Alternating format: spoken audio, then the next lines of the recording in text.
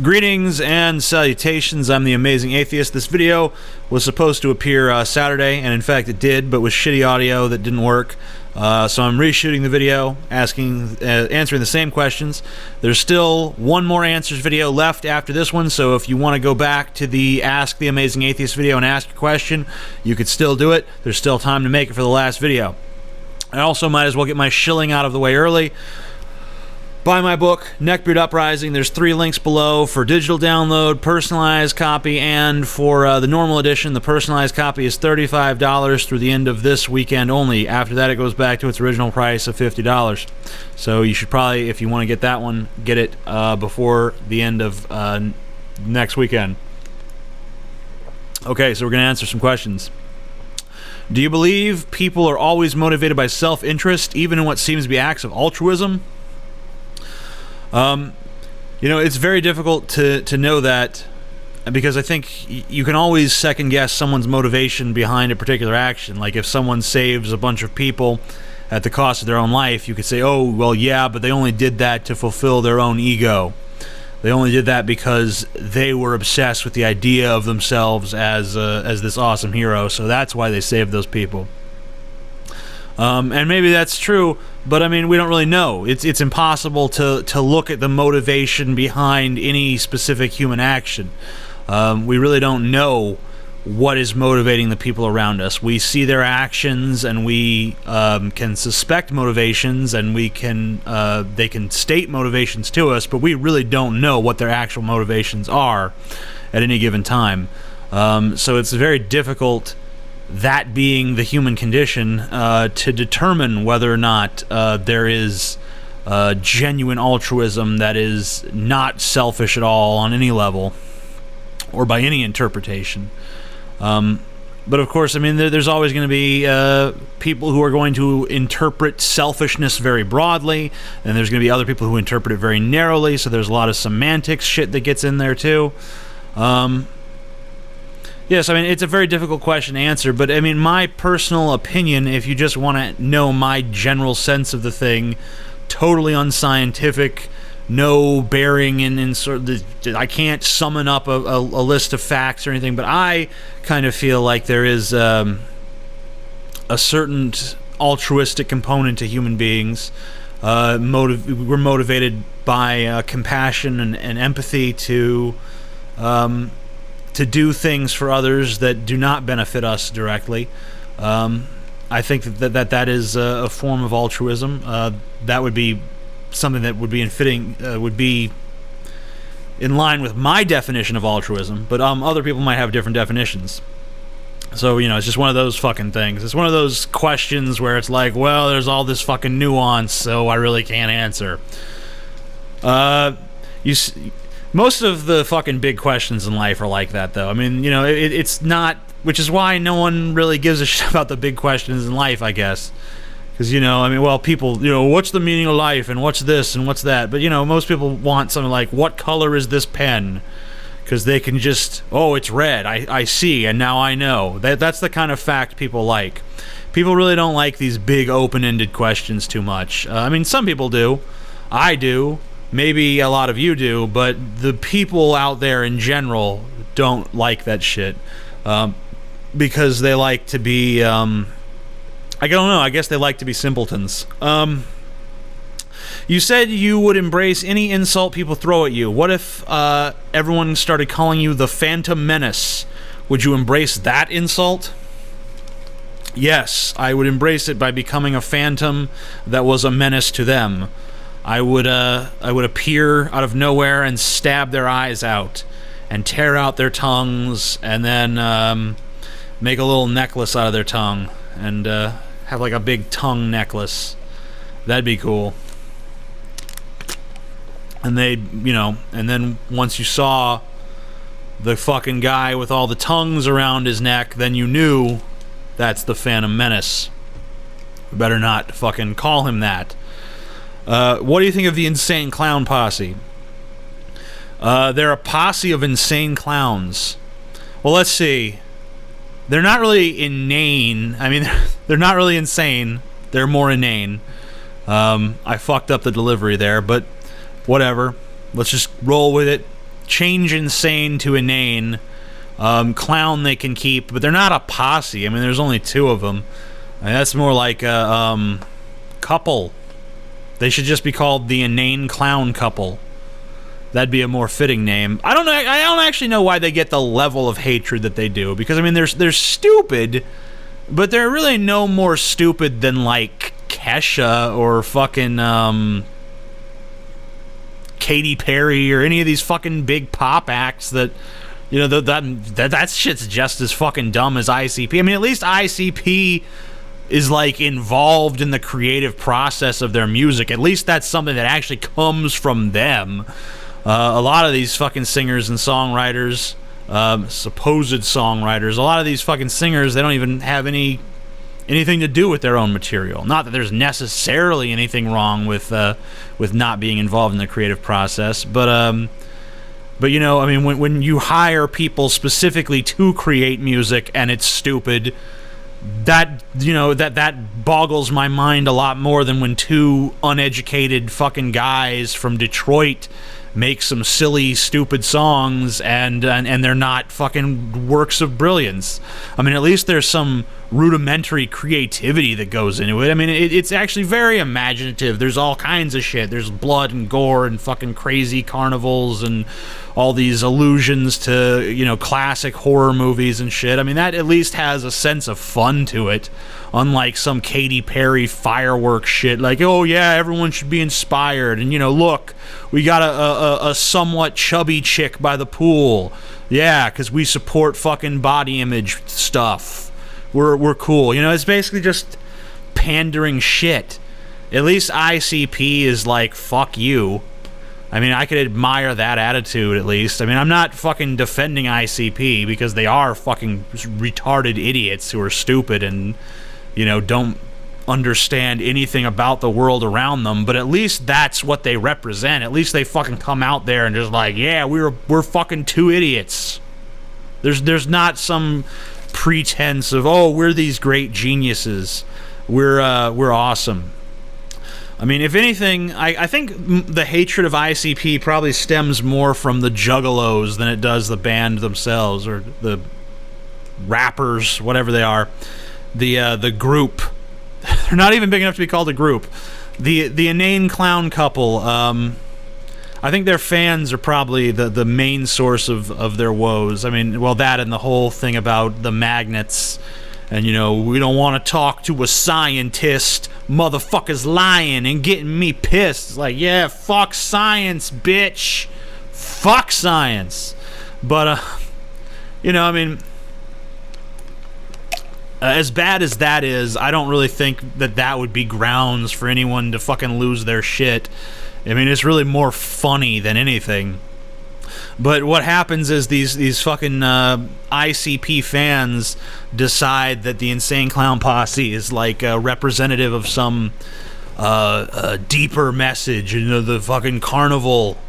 It's like, in here, man, you feel the fucking carnival inside you, man. It's just like, it's about fucking just having fun and drinking Faygo and shit and fucking, yeah. Just hanging out with like a bunch of other dudes in this fucking sweaty pit. It's fucking great.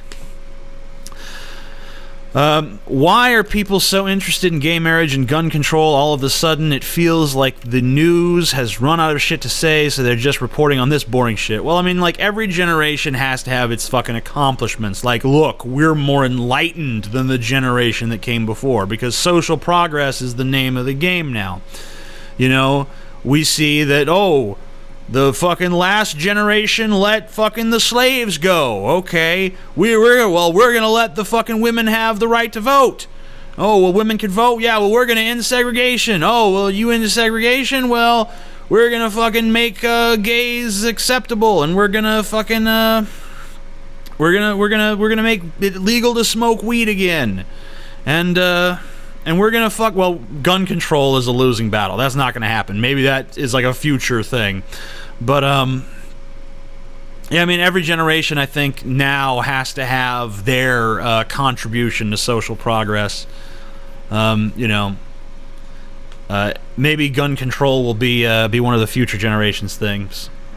But I don't think that there's going to be any gun control anytime soon. Why is pot culture so strong, and why is it cool to talk and brag about what you smoke? I mean, I smoke weed, but I'm not into weed culture really. Like, people will ask me, like, man, what strain you? I don't fucking know what strain. The green shit that I smoke and it gets me high. It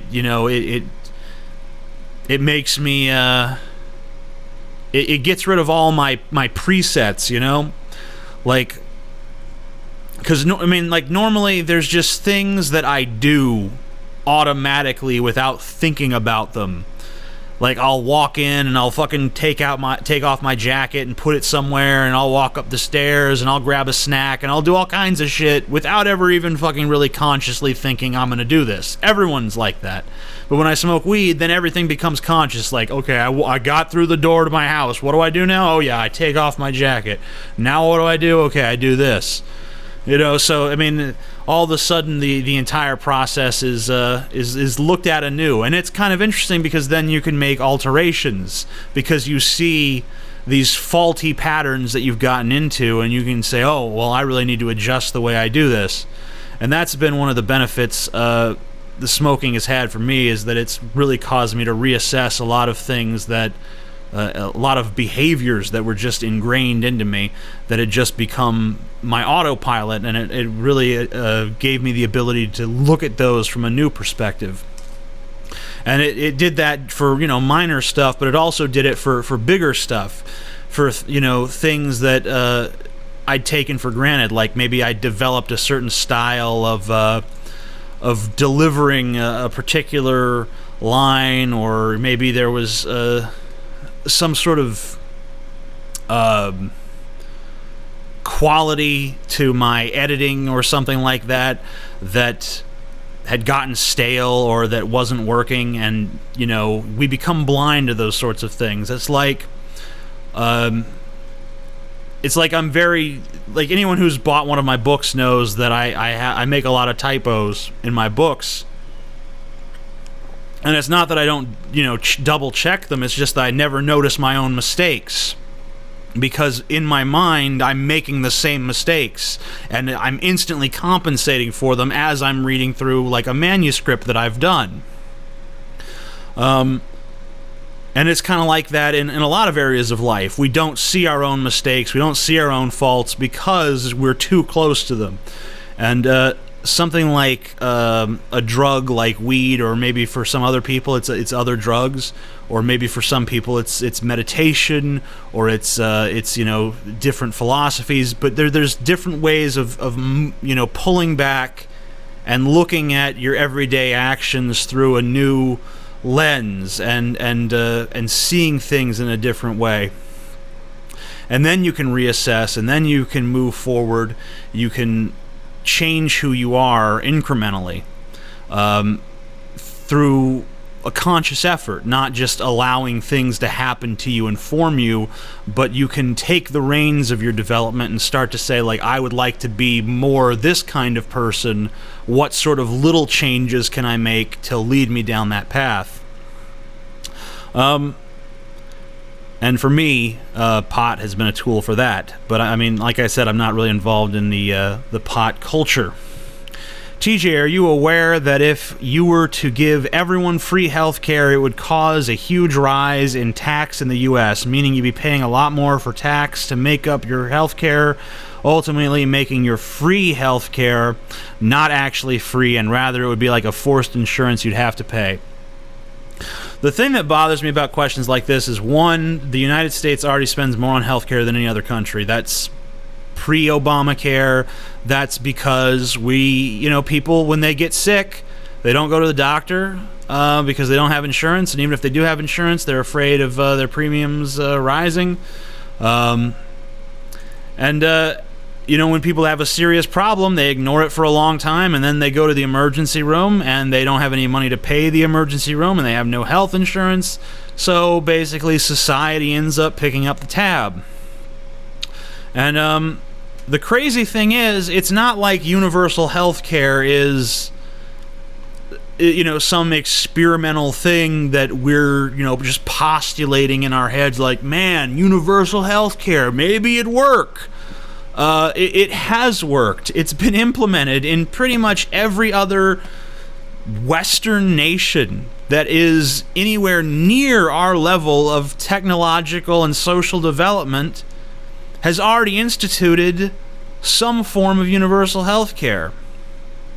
It's just the moral thing to do as a society, to make sure that people are taken care of, that no one's needlessly dying of illnesses that we have the medical technology to treat.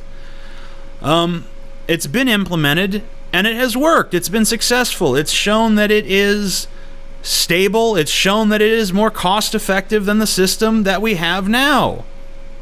So I don't understand how people can still come to me and be like, "Oh, it's going to cost so much more money." No, it's not. We've already. It's not like we're forging new fucking ground here. This has been tried.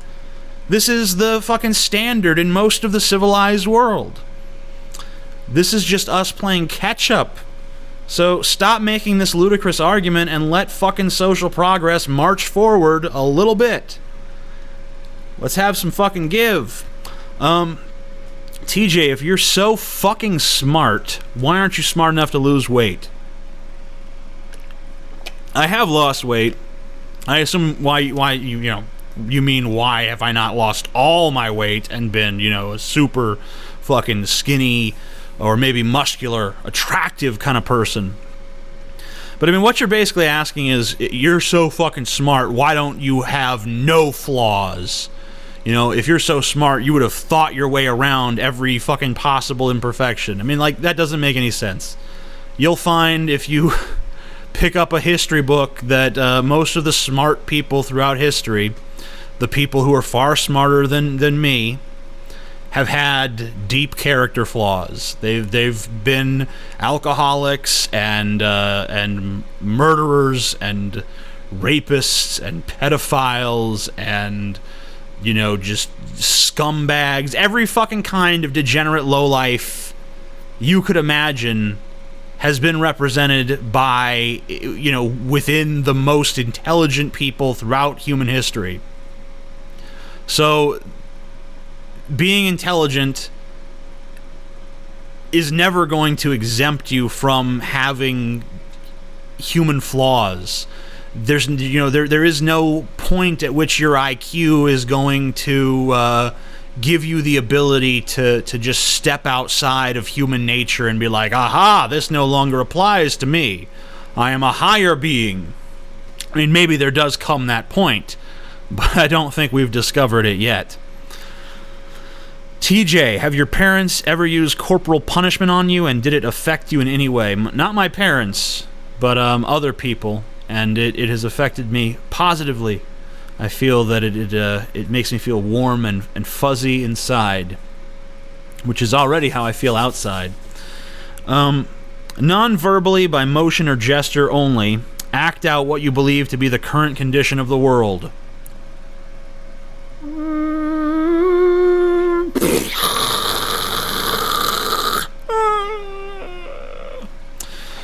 There was a little bit of sound effects in there, but I'm sure that's okay.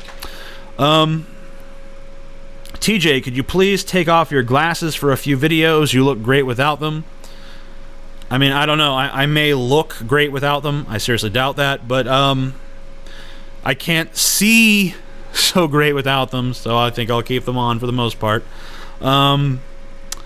TJ, what's the best thing about married life? The best thing about married life is just having a partner and having someone there to stand by you and to know that you're not alone in your journey through this world. I mean, obviously, the life is such that, if you partner up with someone, chances are one of you is going to outlive the other, or you're going to break up, or something is going to happen. But I don't think about the future so much when it comes to stuff like that. I just think about the present and trying to maintain a healthy relationship. And for me, personally, and I'm not saying this would be true for everyone, for me personally, I found it to be of tremendous benefit. I feel like it's made me happier. It's given me more of a sense of, like, I mean, when it's just me, I don't have to give a shit, because it's like I don't really necessarily feel any tremendous need just to take care of myself for my own sake.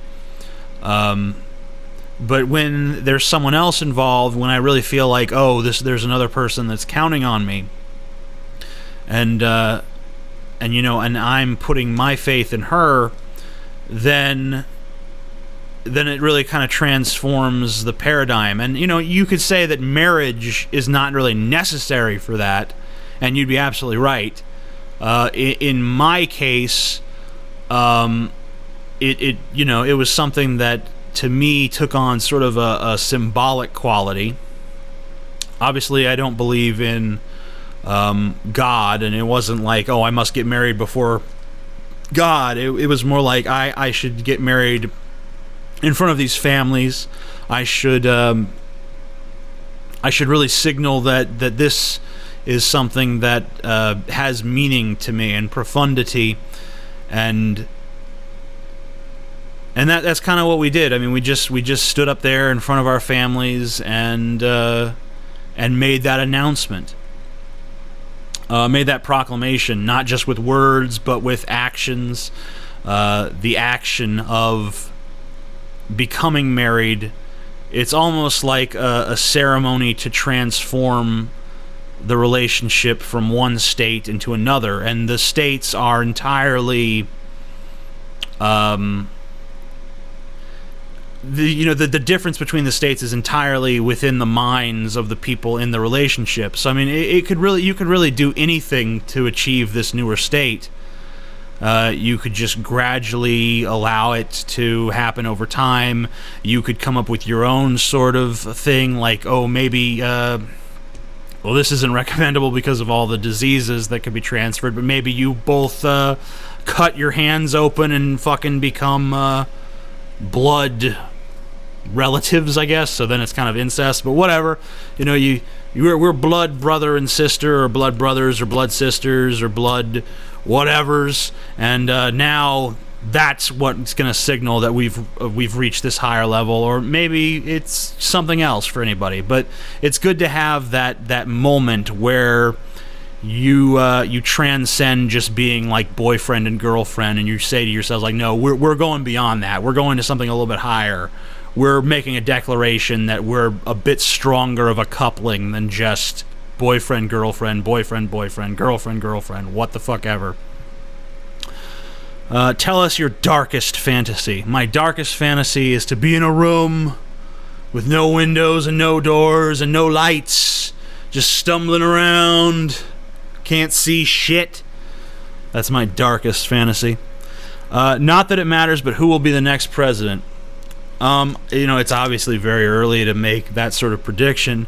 But if I had to guess right now, based on the current data, which what the fuck other criteria could I possibly use? I would say probably either Hillary Clinton or Rand Paul. But you know, we still got a lot of time. A lot of shit could happen. Okay, sorry, I already read that one. Some of your more recent videos seem to have been made more in a polite manner with limited use of cursing. Is that to make videos more appealing for, say, people in classrooms or to show politicians? No, I don't really give a shit about that. I guess if anything has changed in my videos, if there's been some more polite manner or whatever, then it's really just a natural progression of what I'm doing. It's not been some conscious effort where I've sat down and thought to myself, oh, I better be more, you know, calm and well-reasoned and just more, keep things more reserved.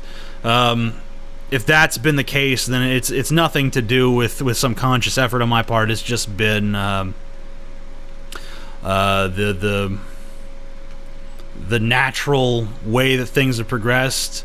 It's just been, you know, you do video. I do videos every day, or nearly every day, or you know, at least every week. I'll do a try to do 3 a week for the Amazing Atheist channel.